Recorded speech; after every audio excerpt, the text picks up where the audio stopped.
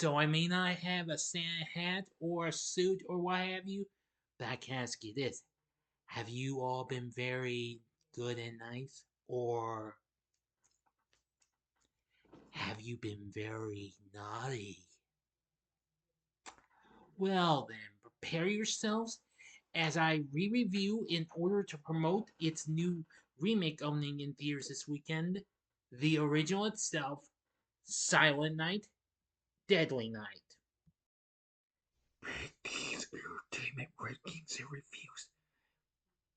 Punish.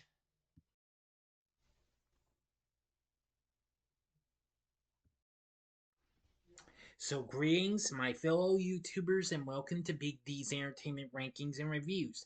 I'm the Big D, and this time around, I bring to you a re-review of the 1984 Christmas slasher flick Silent Night, Deadly Night, originally released by TriStar for Sleigh Ride Productions, SLAY Ride, directed by Charles E. Sellier Jr., starring Robert Brian Wilson, Lilyan Chauvin, Gilmer McCormick, Toni, Nero, and Linnea Quigley in one of her first films.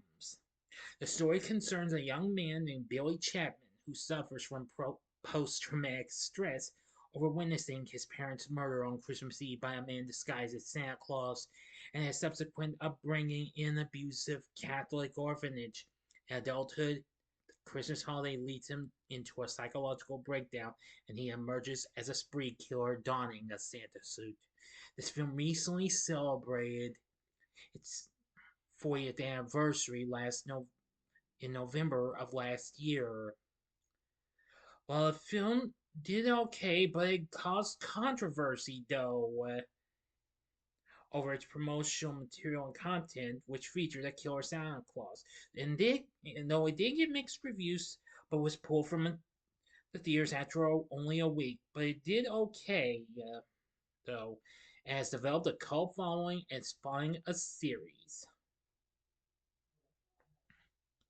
So now let's get into the story.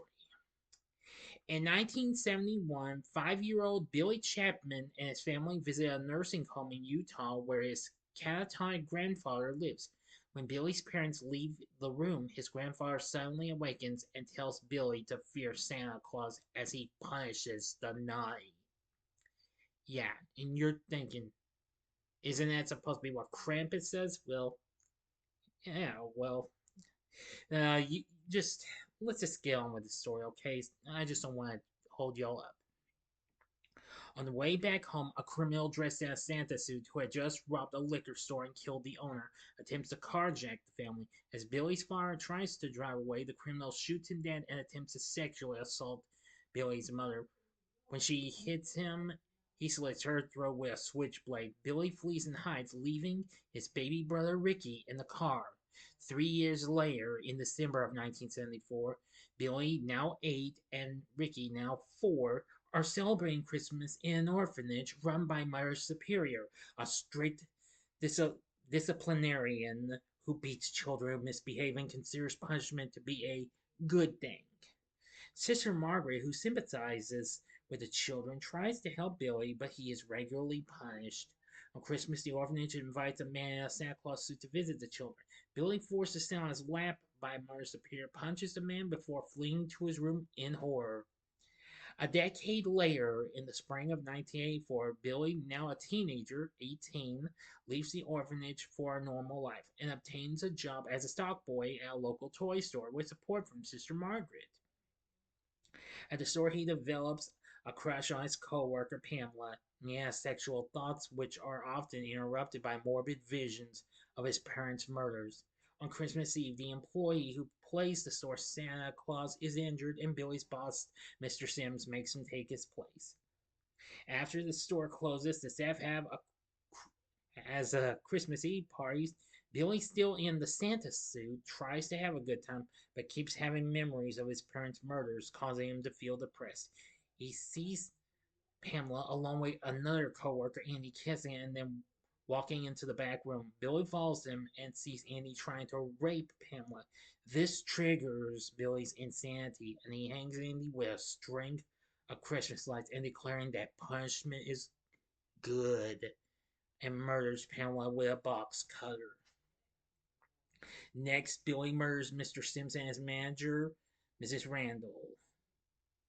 Sister Margaret discovers the carnage and goes to the police station to seek help. Billy breaks into a nearby house where a young couple named Denise and Tommy are having sex and a little girl named Cindy is sleeping. He impales Denise on a set of deer antlers, good kill by the way, which I'll get to in a bit, and throws Tommy through a window. When this awakens Cindy, Billy asks if she has been nice or nice. She says nice, and he gives her the box cutter he had used earlier. After this, he witnesses bullies picking on two teenage boys and stealing their sleds, and decapitates one of the boys with his axe.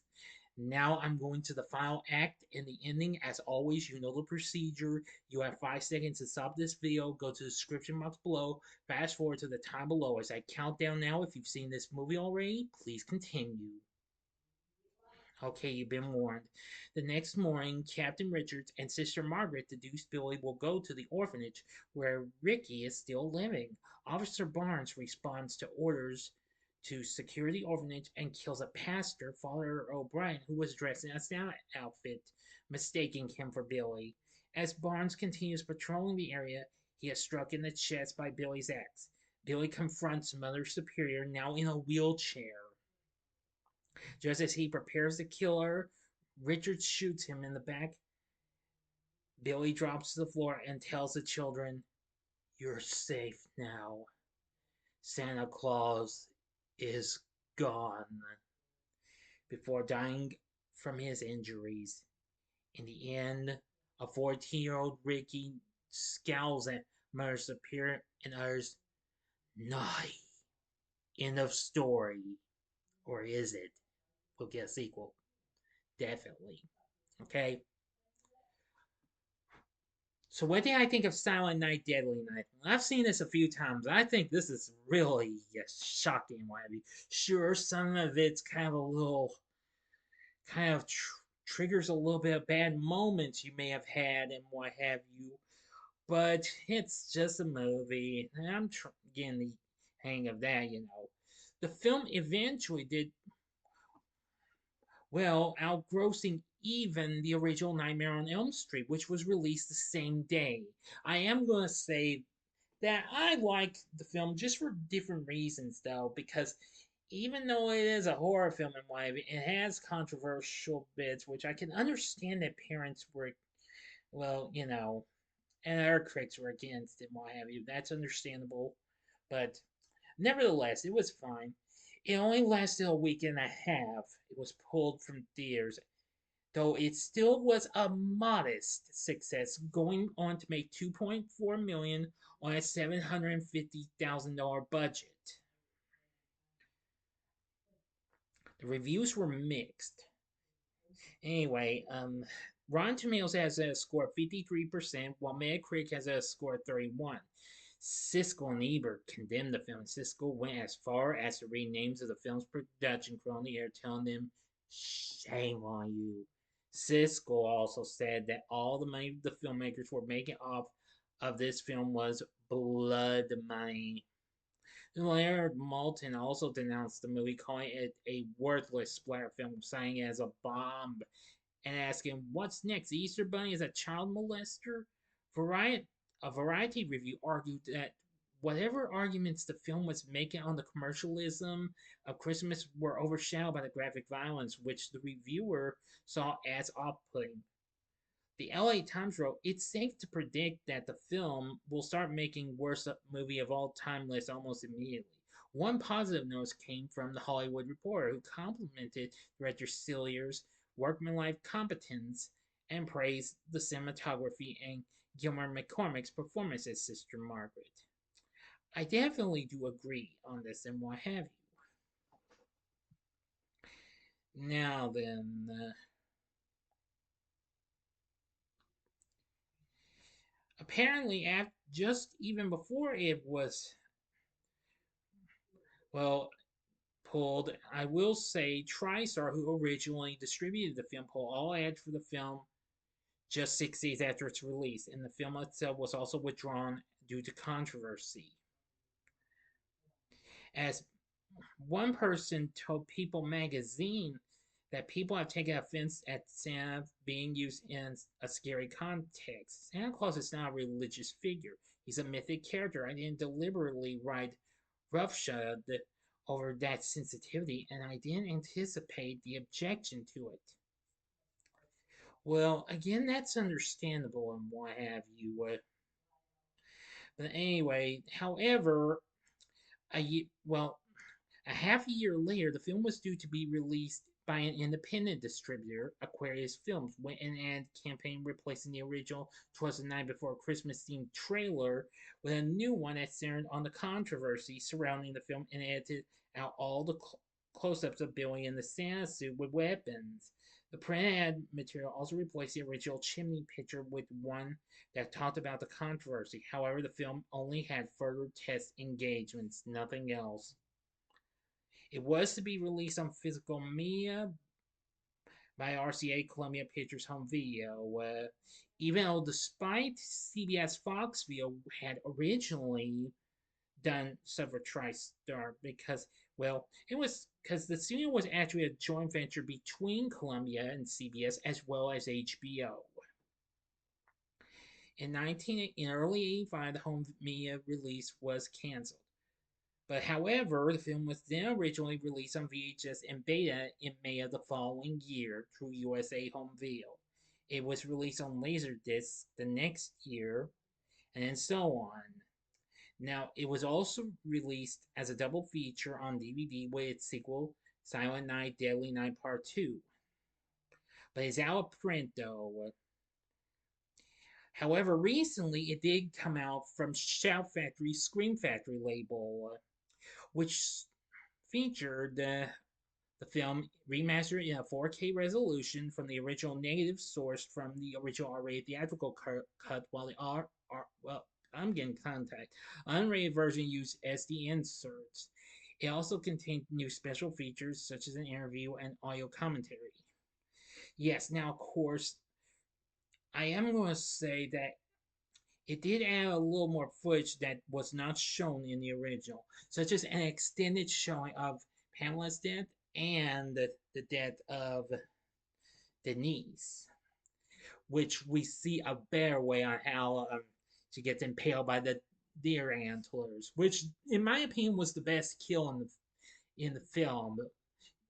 I mean, everybody has to like that. Okay, well, you don't have to take my word for it. You be the judge. But anyway, I am going to say that Silent Night, Deadly Night is not factually bad now. I mean, it has garnered a cult following over the years. Due to the minor success of the film, there were 4 sequels that were produced. The first 2 focused on Billy's younger brother Ricky becoming a serial killer. Next was Silent Night, Deadly Night Part 2, which was released 3 years later. But unfortunately, they used the first half of the movie was a recap of the first film. But I'll tell you more about it when I actually finally review this film, because I have yet to even review that. And same thing with the rest, which then followed with Silent Night, Deadly Night 3, Better Watch Out, and then the other 2 have no connection with the characters from the previous films, with each of them focusing on a different Christmas-themed horror story. Silent Night, Deadly Night 4, Initiation, and then Silent Night, Deadly Night 5, The Toymaker. Now, there was a loose remake of the film, which was simply titled Silent Night, which came out in 2012 with Jamie King and Malcolm McDowell, which I've already reviewed. Another remake was announced, but in 2021, but the film has been shelved as of now. In the 2022 Christmas Bloody Christmas began as a pitch for a remake of this, but the pitch was rejected for straying too far from the original. Then was further developed into a film of its own. Just more recently, last year, a reimagining of the film was announced to be produced by Cineverse, the same company that recently gave us Terrifier 2 and 3, as well as the recent remake of The Toxic Avenger, which will be opening this coming weekend. Hang on no, December 12th. It is to be written and directed by Mike P. Nelson and stars Roland Campbell, who you may remember as Corey from Halloween Ends, playing the role of Billy. I hope for the best this does okay and what have you. So I wish this the best of luck. It's gonna need it. But anyway, now that that's out of the way, I found it to be okay. It has a score from Perry Botkin, was absolutely good. It has a pretty good soundtrack. Some of the songs you might find a little, I don't know, like the warm side of the door, which that's a nice little tune and why. You don't get me wrong. There's so many others. You can actually find the soundtrack on YouTube. Unfortunately, they're not in their actual speed like you hear in the movie, though. Another song is Merry Christmas Baby, which is a catchy little pop tune, which I thought that was pretty cool too. I didn't mind the music being in a different tune, what have you, like unlike the movie, but it was still fine and what have you. So, anyway, the film was directed by Charles Sellier Jr., who, of course, was best known for creating the American book and TV series of the life and times of Grizzly Adams. As a matter of fact, yes, you heard me correctly. He's also worked on several other films and what have you, but not many I'm too familiar with, except maybe he worked as a producer for the Knight Rider 2000 TV movie in 1991. Yeah, he was a writer for some films and books, and well, some other stuff that came out after Silent Night, Deadly Night, including The Annihilators and Snowballing. But those two films, I'm afraid I'm not too familiar with. He passed away in January 2011 at the age of 67. May he rest in peace. Now, for the cast, we have Robert Brian Wilson playing the grown up Billy. I have to say he's really good. Danny Wagner played the 8-year-old version of him, and Jonathan Best played the 5-year-old version of him. Alex Burton played Ricky. Max Broadhead played the 4-year-old one, and Melissa Best, who's Jonathan's real life sister, as the infant version of Ricky. Lilyan Chauvin played Mother Superior. I gotta say, she was, yeah, pretty strict, big, big time. Excuse me. Now, Gilmer McCormick played Sister Margaret. I must say, this character's pretty good and what have you. Pretty good. Toni Nero as Pamela. I thought she was good. Shame she got killed, though, but, well. Bridge Leach played Mr. Sims. Yeah, he's fine. He's kind of a goofball, though, later on. Let's see. Nancy Borganick as Helen Randall. Good. Will Harris, Grandpa Chapman. Good. Let's see. Jeff Hansen is Jim Chapman, and Tara Buckman is Ellie Chapman. Yeah. Now, actually, you also get to see a special appearance by Don Shanks, also who you may know, also actually worked on the life and times of Grizzly Adams. He actually played the titular character, and he also was a stuntman known for his role as Michael Myers in Halloween 5. Yes, that's right. He's been in lots of other films. So, yeah, now you know about that. But I really, really enjoyed, let's see, yeah, this one, Linnea Quigley as Denise. This was one of her first films in Miami before she went on to appear and have a small little appearance from as one of the souls come out for Ace Chess in Nightmare on Elm Street 4. She was also in Return of the Living Dead and let's see what else. Oh yeah, and Night of the Demons. Oh yeah, she really is good in this. I mean, she was a hot one. And this is what really defined her as a scream queen. Definitely a legendary scream queen. But with everything said, Silent Night, Deadly Night, I think it deserves another chance. But it has. I mean, since it's garnered a cult following. So with everything said, would I recommend this film? I would say maybe just to play it safe, give it a one-time watch. Don't encourage any youngsters to watch this because they will easily get traumatized instantly. Which I know. I just ran if you were paying attention. But I'm serious about the rest of it, though. The story is fine, Wiley. The music and soundtrack's pretty cool. And I do like some of the cast and some of the characters. Maybe not all of them, but some of them. So what did you think of Silent Night, Deadly Night? Let me know in the comment section below. If you like this video, click the like button and be a part of the and subscribe and be a part of the Big D Nation. You know what I'm saying? I got too far ahead of myself. Oh, my bad. But anyway,